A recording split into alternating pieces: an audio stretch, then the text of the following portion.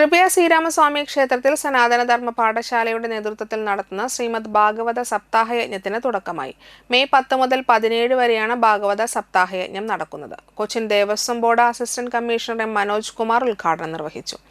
രത്നവല്ലി സുഭാഷ് ചന്ദ്രൻ അധ്യക്ഷയായി. Triprayar Devaswom manager Harihara Bhatt, Sanatanadharma Pathashala president P Manikandan, ഉപദേശക സമിതി പ്രസിഡന്റ് ജ്യോതിദാസ്, രഞ്ജിത്ത് മാരാർ, സുലോചന ശക്തിധരൻ, കെ രാംകുമാർ എന്നിവർ സംസാരിച്ചു. തുടർന്ന് ശ്രീമദ് മഹാത്മ്യം പാരായണവും പ്രഭാഷണവും നടന്നു.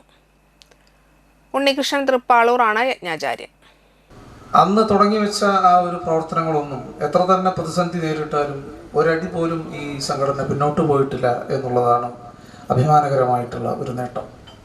അത് മാറി മാറി വരുന്ന അങ്ങനെ മാറി എന്ന് പറയാൻ പറ്റില്ല, എന്നാലും അതിൻ്റെ ഒരു സംഘടനാപരമായിട്ടുള്ള അന്നത്തെ നേതൃത്വത്തിലിരിക്കുന്നവർ ഒക്കെ അത് വളരെ സൂക്ഷ്മമായിട്ട് തന്നെ അത് പരിപാലിച്ചിട്ടുണ്ട്. അതിൽ വിജയൻ മാഷെ പറ്റി ഇപ്പോൾ നേരത്തെ യോഗ അധ്യക്ഷ പറഞ്ഞു.